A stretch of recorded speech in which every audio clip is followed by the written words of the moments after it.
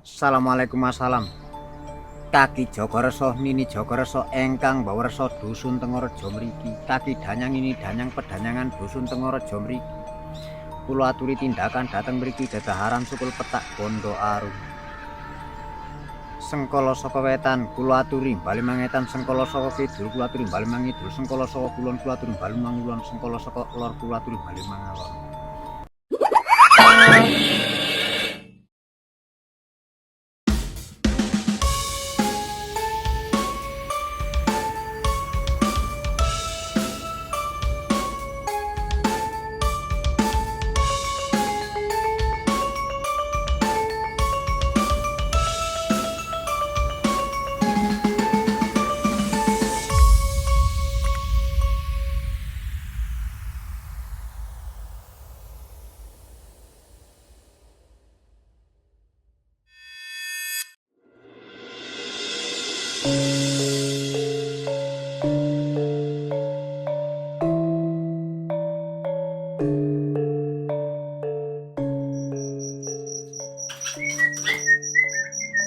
Wis kono ana jero lah kok dicolong wong.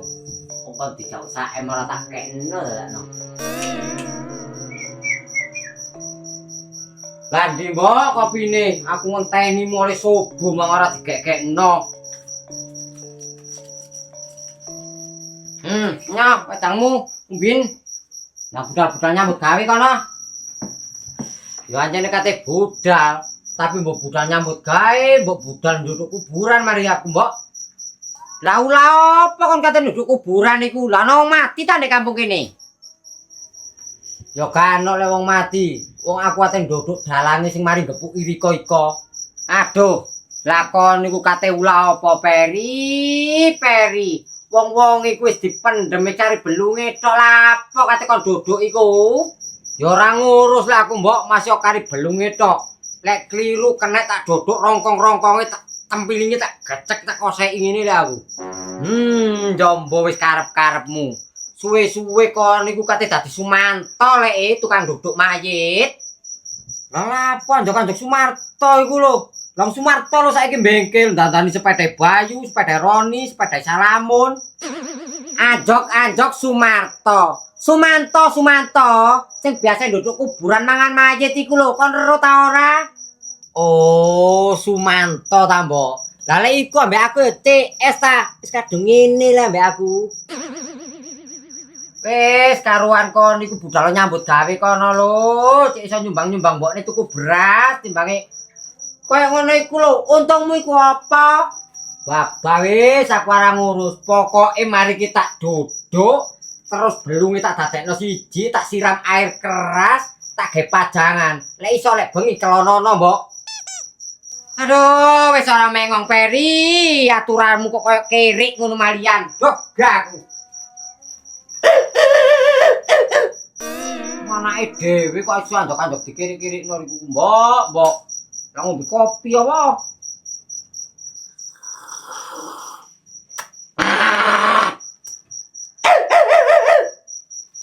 Lho dibengkolang kamu iki.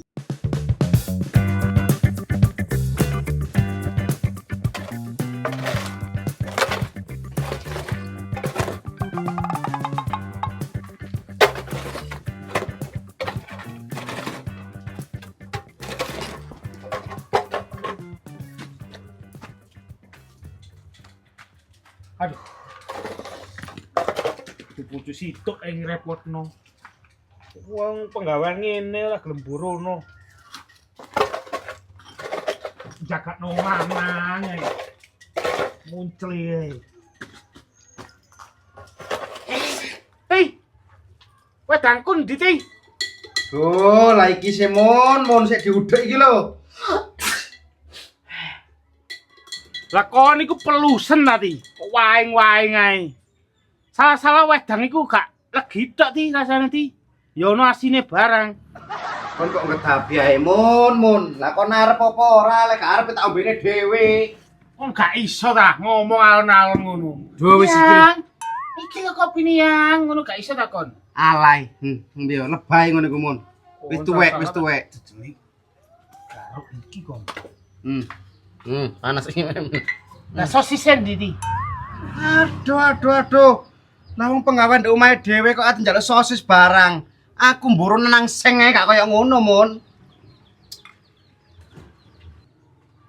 Wong sosis iku nggak sehat. Iso tubuh bertumbuh tubuh menjadi sehat. Lek genok nek kene tukokno ya nek kisah-kisah jabung iku. Wus jan sip ngono. Ono sambel ngono. Wis Mun, aja enggak sing diomong wegah ngrungokno. Sik ta lah, karuan kon iku lho jujur nang aku. Iya lek Kang Peri kena digoroi. Lah lek aku kon ngomong nang Kang Peri jere dalange sing ngepuki mbok iku wis mati sih. Tak pikir-pikir gak ira Mun, gak mungkin. Iku saking akal-akalanmu ae.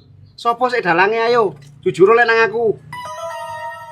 Mesti tangkemmu karuan menengo. Sing penting kon iku mari iki nyekel duwe akeh lah wis ah. Teko aku.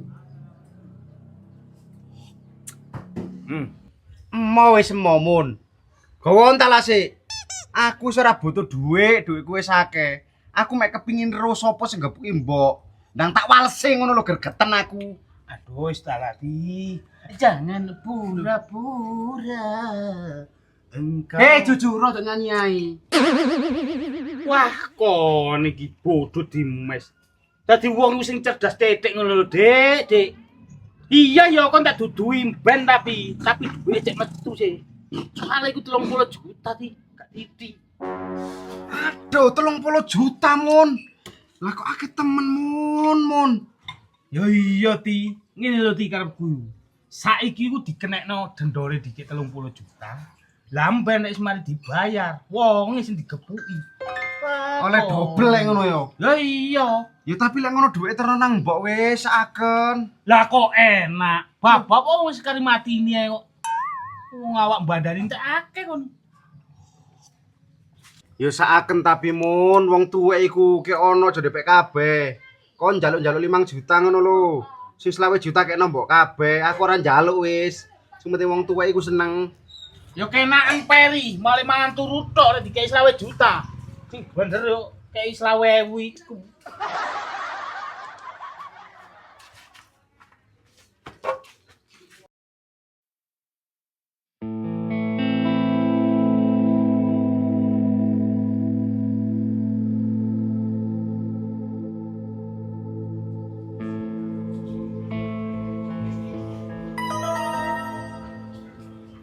Dari kok iki lho apa Mak. Ana ndek gandok ndonga, ana ndek pawon ndonga. Kenae Riko iki mikiri apa sih, Mak? Mak.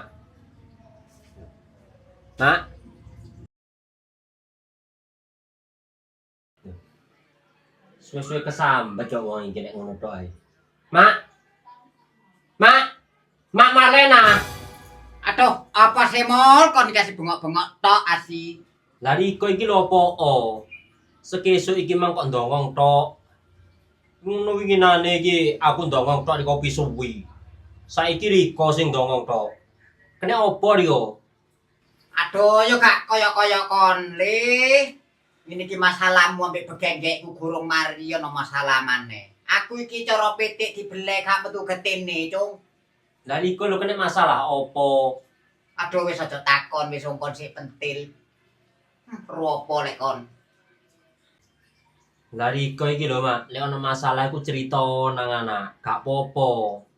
Engko lek Riko pikiri dhewe tadi penyakit. Aduh, lek masalah penyakit tak tanggung-tanggunge dhewe le. Lek kono aja melok-melok wis, Nak. Bab wis. Karo awakmu iku tumetu kono lho golek kurup-kurup. Kayune ndek buri iku gede-gede, Nak. Lah Riko iki ya ngono Mak. Ngono lek nakoni aku cek ndedese. Saiki Riko tak takoni ya gak ngaku. Mbarikno Mak, Riko iki lek Riko loro. Sing susah iki aku. Aduh, wis aja disusahi wis, Cung. Bab wis tak tanggunge dhewe, Nak. Perkara mati dipendem lah wis ah. Wis karuan kono lu tumetu wis golek rup-rup. Oh ya mbok wis golek ngono Mak. Ibu temen Tambah jubak aku kono omah.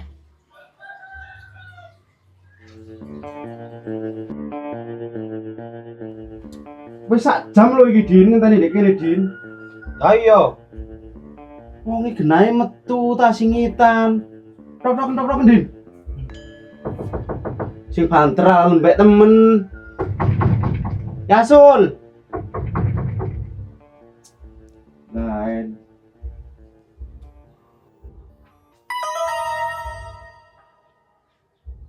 Lho, Mol. Nyata dulu, penting. Apa sih mbak? Selak makan kelinci lo aku. Wis ta lamul rene apa penting diluk nang mulya maneh. Lah delok nyonya yang cak-cak lho. Klemar-klemer ae.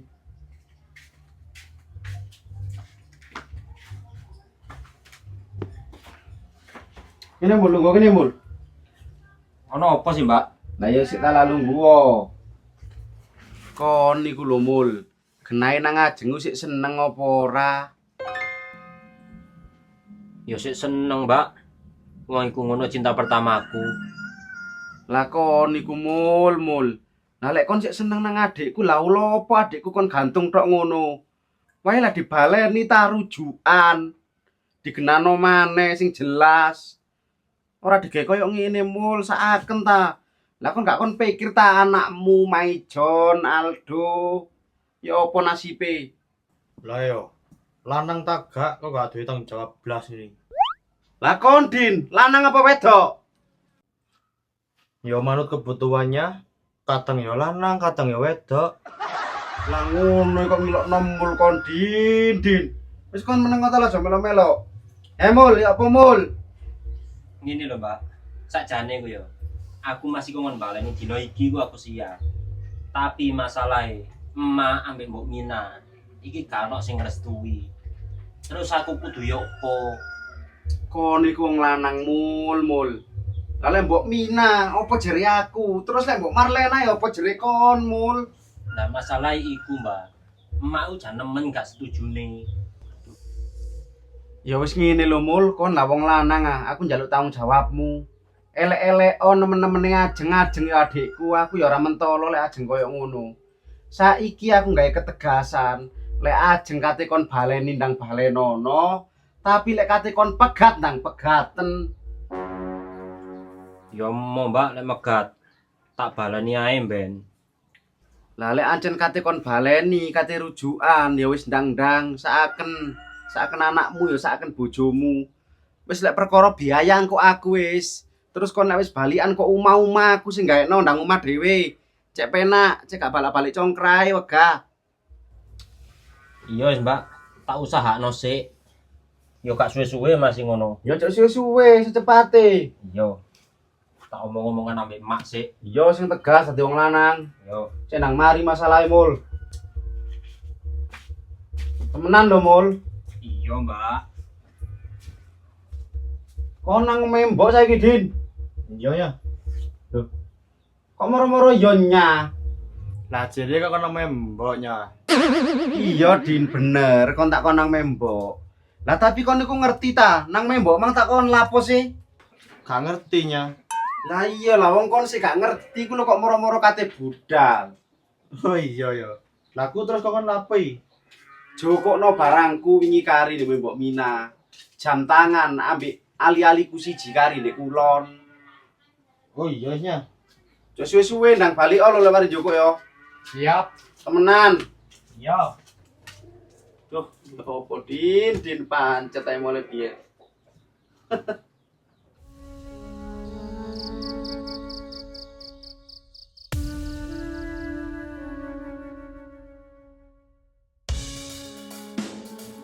Wah, woi, bacem, nyetel sih. Apa le? Kakon gak sekolah ta? Kok yang main oyong-oyong layangan? Prai aku mbak, Dino apa iki, Prai? dong tanggal 8 kok sekolah mbak, ya prai ta. Oh, tanggal abang ta saiki. Gak ero aku. Lah kon kate nandi? Ya kate dolen ta mbak layangan, umume arek enom. Wayahe ku lek Prai sekolah mbok ngewang-ewangi mbok kono le, golek-golek kayu ta lapo ngono. Dong aku mang pamitan dolen nang mbak ya tambah dikongkon kok mbak. Tak kandhani yo. Kon kok lek kakean layangan, tambah putih lho kon lho. Ya putih mbak wedake, lek ra iku ya kebaduk. Sadar diri ta. Kon niku aja kakean layangan le. Wong layangan niku diarani bangsat. Anjok-anjok bangsat. Lah bangsat apa sih mbak? Motone abang, gorokane asat. Wis aku teh dodol. Ya bareng mbak aku ya tengetan kok. Ya ayo, le. Iku lebih liya. Apa sih mbak kaya ayo ngetan ngono lho.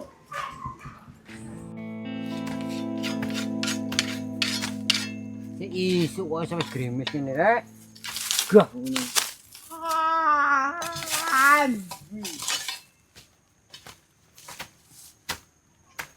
Ya apa iki ya?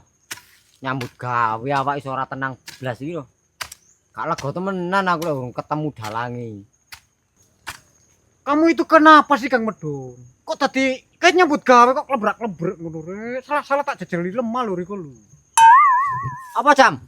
Uni mana sih? Jejeli apa? Enggak, tak tukokno jemblem debokna. Gimana sih? Gitu aja sih baper. Terus no kon ngomong aneh-aneh. Tak jejeli joran dulu kon iki lho. Jam. Kon saiki nyambut gawe dhewe ya. Aku tak balik ngetan. Ya jangan gitu ta Kang Medun. Mosok saya setiap hari itu lo macul dhewe tok dulu. Minakalan riko iki. Wis tak lah jam. Tak tinggal sedina iki tok lho. Engko lek bayaranku PN. Soalnya aku ate ono urusan penting lho jam. Aku takut lo Kang Medun peteng ini banyak hantunya. Lah wong padange koyo ngene kok sepeteng iku kok nggih kacamata nih jaran ta apa? Lah wong saya ndek isor diwedeni gondoruwo saya. Aduh. Aku ikut. Wis tak lah jam. Kon gak usah melok kon nyambut gawe ya. Soale iki urusane wong gerang.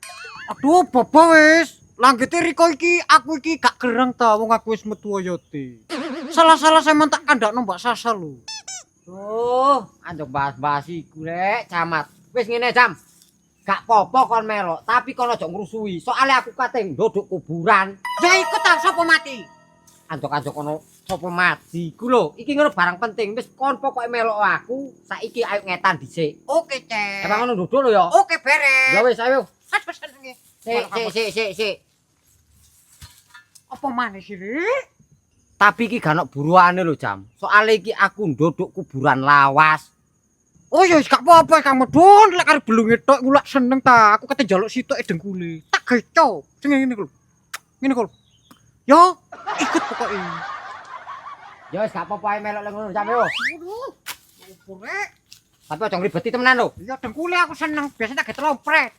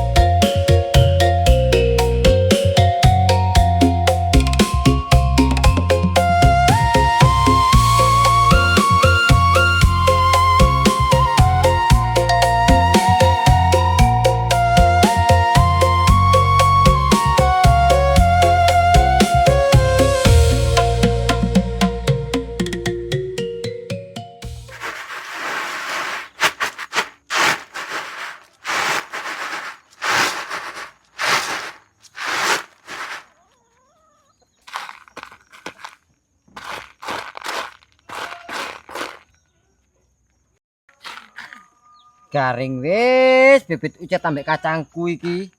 Oh, pirang dino jan.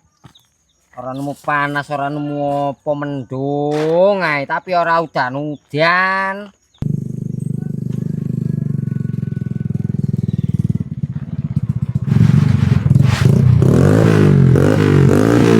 Aduh, patenono. Aduh, apa ae kon iki? Opo ae nggih pola itu enggak semi iki. Ya sakarepku ta. Lah mosok motomu iku ora melek. Wong tuwek milianune kacang ambek ucet iki. Waduh, kena moto wis. Ndi barangnya nyonyaku? Lah barang apa? Teki nyonya sapa sih? Waduh, nenek Eriko iki lho. Sapa? Mesti. Yo ning jero kono barang ono ning jero tak ringkes. Lah yo, jugukno awek tuwek. Aduh, kok ngelamak temen rek anak buah Misti iki. Wis kon saiki karuan bali oh. Lah kok iso balik lho? Terus lah gelange ya apa? Lek masalah iku gampang, engko tak terne dhewe rono ya kenek. Kono rusak bingung-bingung. Aduh angel rek. Ya saya tak goceng ae barang aku. Ora sudi, lah lapo sih aku kate goceng arek dapuran koyo kon ngene iki ora sudi. Oh, anjene gak kena diatur iki. Lah wong tuwek kok kate kon atur. Oh ngamak kon iki. Aduh, iki kamu tuh. Aduh, sampe mbleduk koyo ngono rek. Jan kakine metel temenan lek arek iku.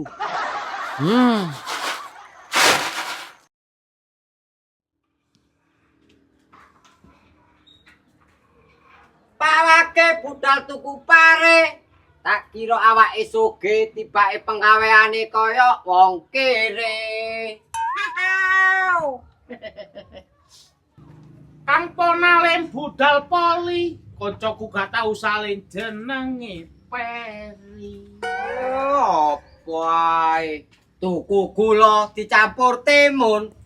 Kancaku kaya tumo jenenge Gimun.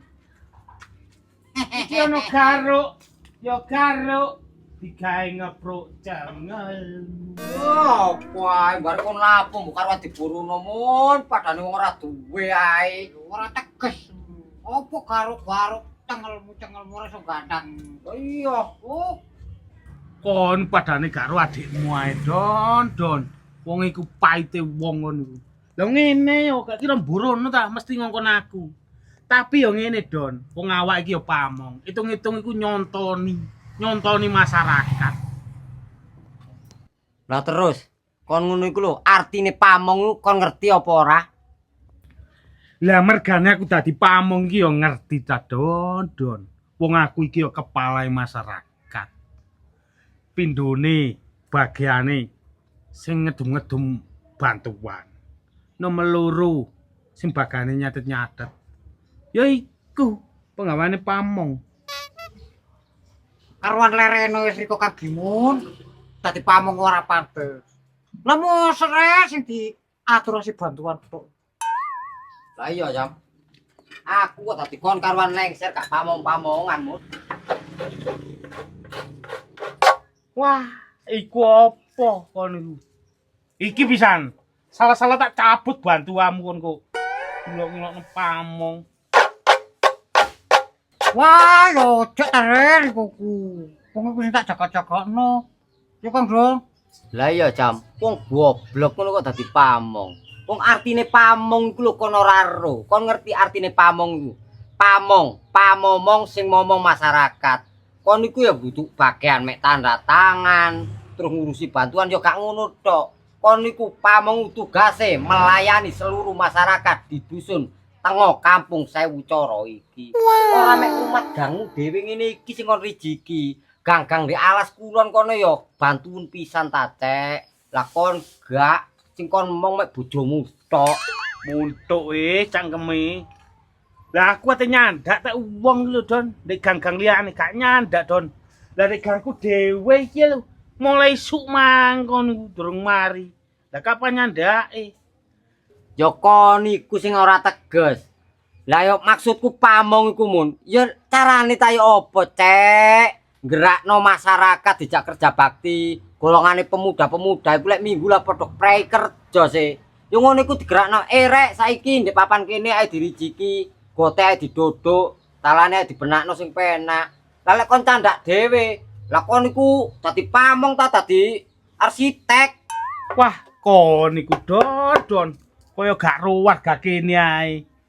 Wayahe minggu yo ngono, apa maning jenenge mul iku. Nyelakno syuting kon niku. Golongane grupe Batu TV ku. Aja kerja bakti, Don. Lah ngono mati ae kadang gak nyelawat kon ngebutno syutinge.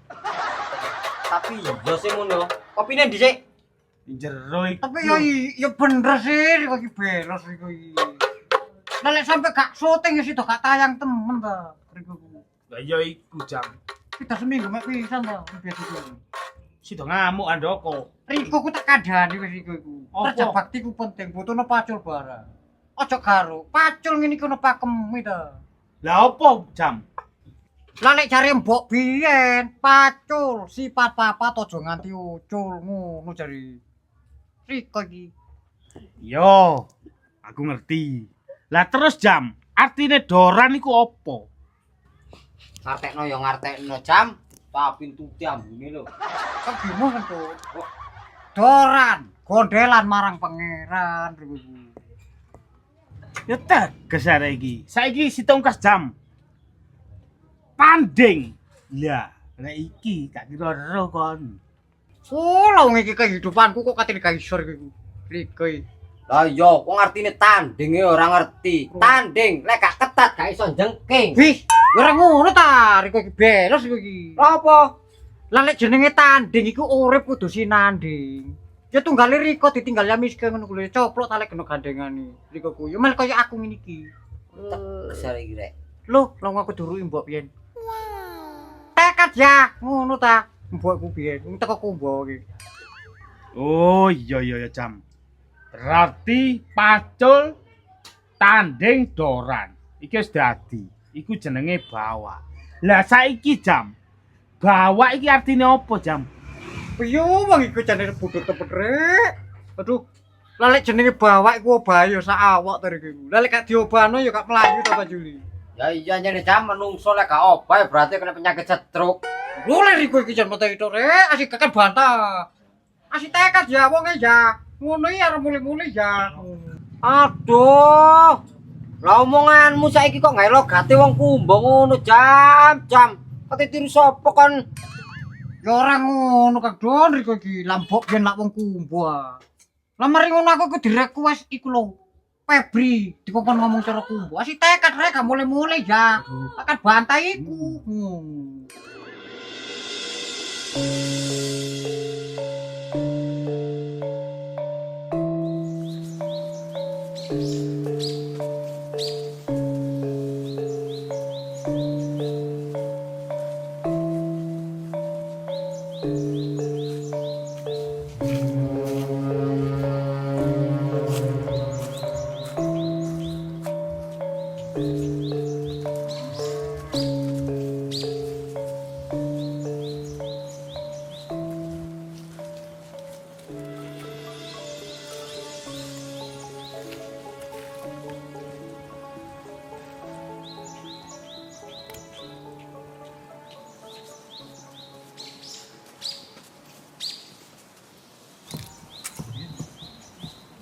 Assalamualaikum assalam.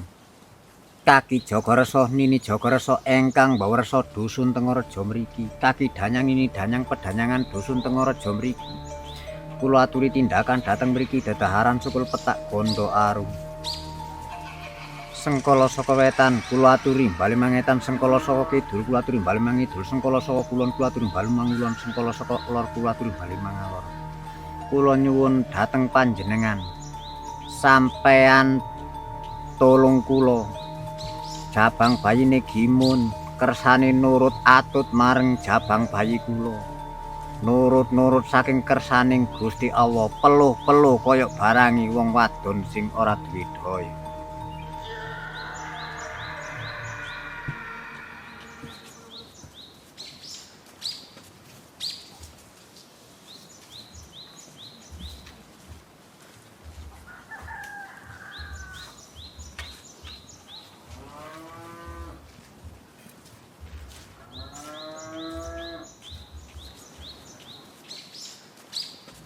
Wong preangan pedanyangan mriki. Kula nedhi tulung dateng panjenengan saman lebeti raga kurbaning jabang bayine Gimun. Kersane lulut teng kula. Mbok bilih Gimun ajenge nagih utang, ajenge merdaya kula kersane mboten sida. Sing dugi wetan, dugi lor kidul, kulon lor. Manjinga ing raga kurbaning gimun kabeh kersaning ase saking kula. Ase kersaning Allah, la ilaha illallah Muhammadur Rasulullah. Oh.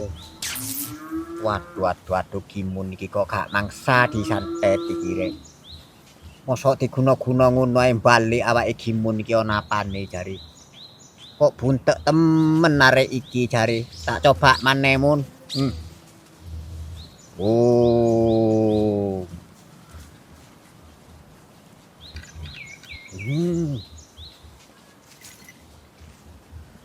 Waduh. Kok angel temen anjene gimun iki re, lendok buntek iki jan nasi kedhot temenan.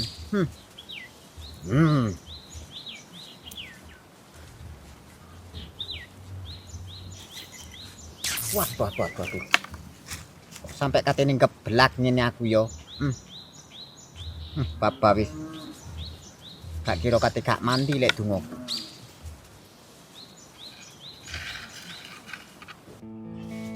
Lah, Don, kono kok doprok tok nek kono. Lah wae diwangi ta. Kono ku ya apa, Don? Males temen dadi wong. Lah tujuanku rene iki lho, ora kate kerja bakti mun. Kono ku ditakoni mulai mang bulet ae. Gendahe kuburane sing dalange ngepuki mbok iku ndek ndi? Kok rene wis tak duduke nau. Lah balik lho, Don. Kono nduduk kuburan lu kate kon ge apa? Ya dijokok belunge ta Kang Mun digecok. Gepi poe rokok. Lho, cangkemmu ku menengo aku tak omongan ambek gimun iki. Duh, kok tak pantem padul kok lho. Kita kadang Karepku ngene lho, Mun. Belung iku kate tak lumpukno mulai teko sikil sampe ndas. Lah lek wis tepak tengkorake ndas karepku tak tuwem pilingi. Hitung-hitung aku balesno mbok. Dah kon niku padane gak duwe penggawean ae, Don. Kon niku salah wis dosa. Tambah gak oleh duwe, gak oleh apa-apa. Lah mendenge wangi aku ta dek kene. Engko tak rokoki. Tak kei mangan, tak wedangi. Lah penak sih. Lancene mloncot awakku lek kon wedangi. Wis kono aja ruwet saiki aku terno nang kuburan tak duduke kuburane. Lah engko belung-belunge ku ae digo nang rumah sakit cek diotopsi mun. Engko penak lek sing mati jarne wis keluargane tak dendone nau. Kasep. Wong iku sak keluarga mati kabeh. Kon ku ya apa? Wah, dia lah kena iki nek penyakit apa sih sak keluarga kok iso matek kabeh mun. waduh iki gak sida duduk rek. Ya ora sida, Sam. Lah jare gimun ya percuma ngono kok. Waduh jane seneng ta Kang Mun kene ge belungane bakso. Balik nang Tegal wis macule wis. Yo wis. Wow.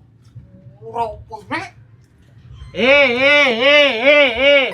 Kok enake mari ngomong-ngomongan terus mulai. Lah terus kopine ku ya apa, Cek? Wong wis entek, Cek. Lah wong kopine genah-genah wis entek ngene mun. Lah apa maneh? Mosok kate kon gekno? Yo ngaku ora diingai blas rek ngomong kare ledeke. Lah kok enak kon. Ya totalan sih. Lah kon entek pirang gelas?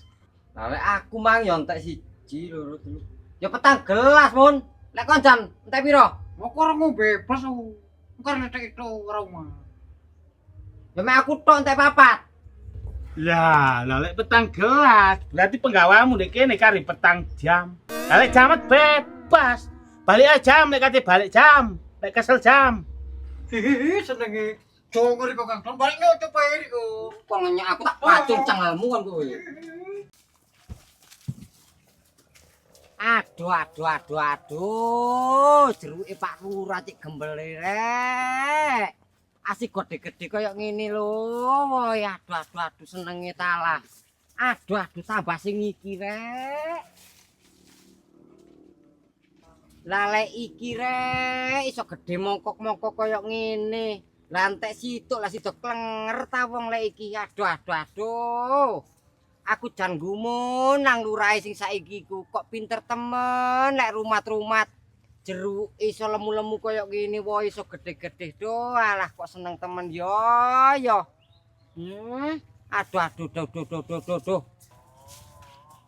Aduh. Aduh lale iki jembare gak umum rek ganjaran iki aduh. Kok pinter temen yo. Lah iki oleh pirang ton lek kadupane jeruk iki rek. Kaya pinter temen Pak Dudung iki rek. Biyen ndek kene iso-isone mek ditanduri pogong, tebu. Tak kira ditanduri jeruk ngene iki gak uwo tibake gembele kaya ngene. Kok pinter temen yo. Yo jan maju temenan nek desa tengah kampung Sewu Coro iki.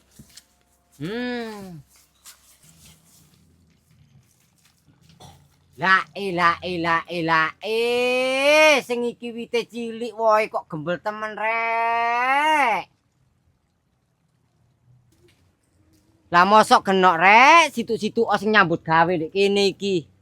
Aku kepingin lho jane njaluk situk ae tak ge seger-segeran.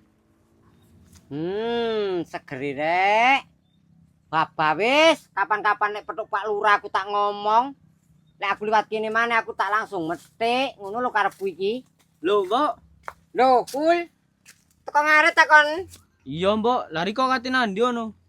Ya kate nang mek anakku, Hul, ndek wetan kono. Kon gak kepethuk tuliku sing cilik mang ta, arek layangan ndek mbo ndek blok ndi ngono lho.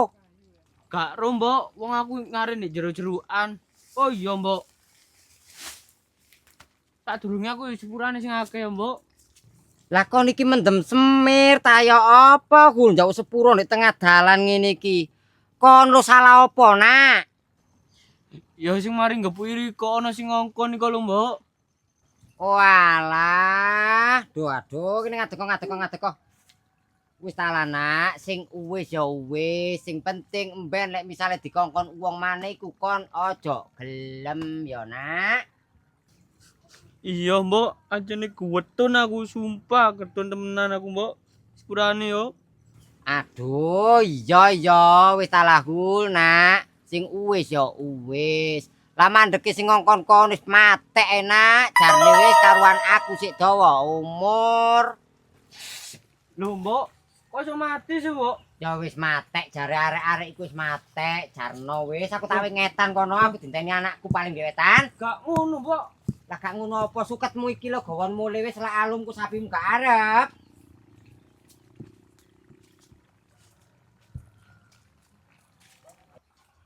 Ya opo sih mbok minahi kok anjok-anjok mati. Padahal sing ngongkon ya sik urip, sik mbejejeg.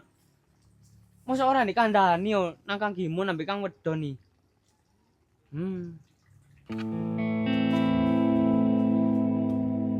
Baru tuh dan dilengan kuwi mang.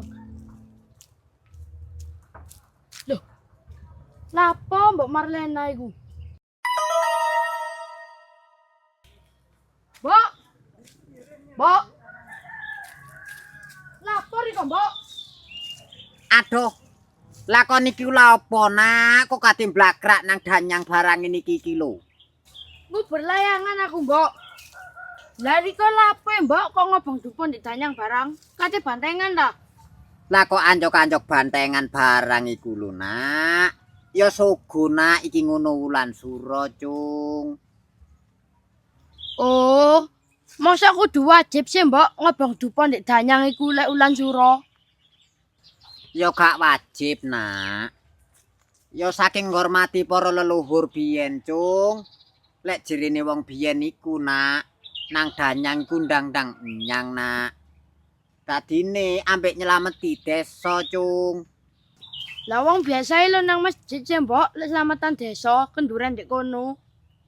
Iku lak saiki, Anak. Lah lek jaman biyen iku gak ono masjid, Cung. Wong lek selamatan desa wong biyen iku padha nang danyang, Nak. Oh. Lah riko kok nggo pusaka barang ya, Mbok? Iya lek wulan sura iku pusaka iku, Nak, didusi dikum, Nak. Mari ngono lek tanggal 12 disuku, Cung. Lah gunane gamane diumbangun niku gawe apa, Mbok? Gunane iku ya nguri-nguri budaya, Nak. Percaya kenek gak percaya ya kenek, Nak. Lek jenenge ngumbah pusaka iku ngumbah gaman iku cek landhep gamane ya landhep pikire, Nak. Engko lek wis landhep pikire kenek gawe nyambut gawe sing bener, Nak. Lek landhepe iku mang dige nyambut gawe elek ya tetep ngeneki awake dhewe, Cung. Aja dinume duwe pusaka. Delok lakune sing nggawa, Nak. Lek sing nggawa iku mang elek, mlayune ya elek. Lek sing nggawa apik, mlayune ya apik. Misale ngene iki sing nyekel ngono golongane para wali, ketoke apik. Tapi lek sing nyekel dukun sangane dukun santet, Cung. Lah, contohnya dukun kayak Riko iki ya, Mbok. Wis, iku lak pandangane wong sing gak ero anak. Kaya pandanganmu nang aku ngene iki. Nganggepe lak ngono. Mamulo teko sing nyekel, Cung. Oh iya, Mbok, ngerti aku saiki. Wis ya, Mbok, tak nguber layangan aku. Aja diuber wis nak layangan nak.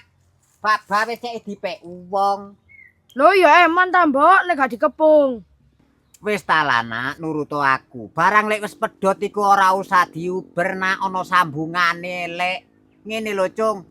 Ibarate, Cung ya, lek ana lampu merah ndek ngarepmu, berarti ndek arah liya ana lampu ijo, Cung. Dadi gak usah diuber-uber. Wong lek wis kon uber iku mangga ngreken buak enak. Karuan tuku maneh cara layangan, Cung. Oh, ngono, Mbok. Ngerti aku, Mbok, ngerti. Saiki aku tukokno ya. Iya, tak tukokno layangan nak. Ayo, Mbok. gak usah diuber-uber nak. Iya, Mbok. Layangan anyar.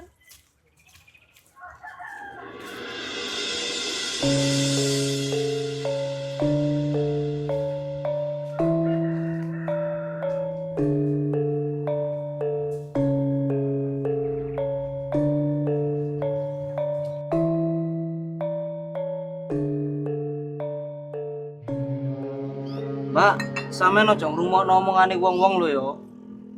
Lah omongan apa sih Jeng wong aku ya jarang ana omah. Ya aja ngrungokno omongane wong-wong iki lho, Mbak. Wong-wong iku ngelek-ngelekno jamuku, ana sing ngelek-ngelekno jamuku. Sing jere mambu, sing jere gaene kopros, sing opo. Padahal asline lho enggak.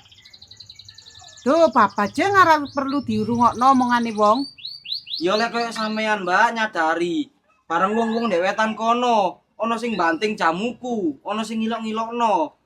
Duh, mosok sih Jeng sampe ngono? Temenan, Mbak. Aduh sampe nangis winane aku, Mbak. Anggite sampean. Sakne Jeng awakmu. Aku lho, Mbak, winane sampe kate prei dodol. Saking isine aku.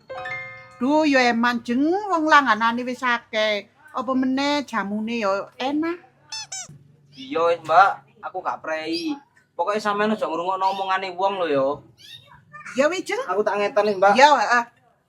Sun, Mbak ya. Ya.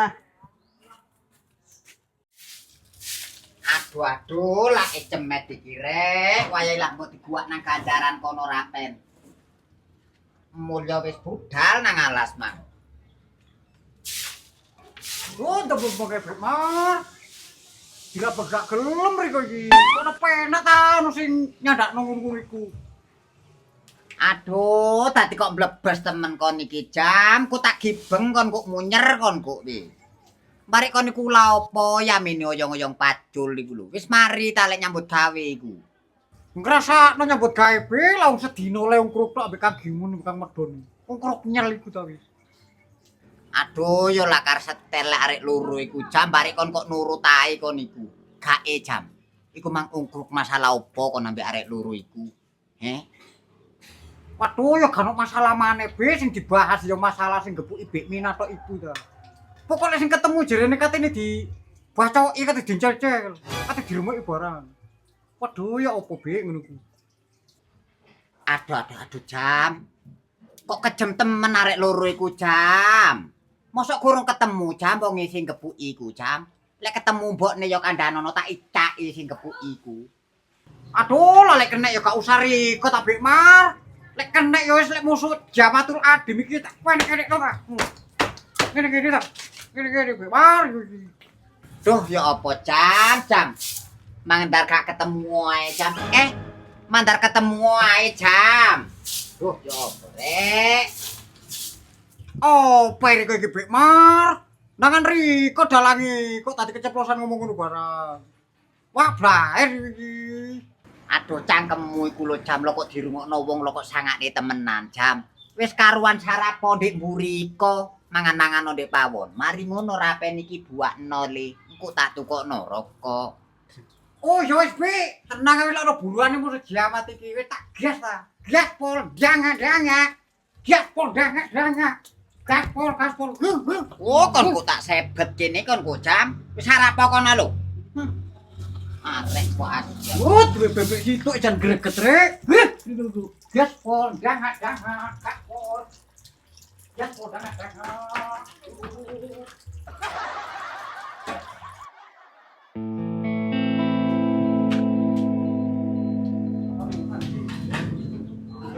Kok muni ya meteran iki yo? Wong sate mbledos.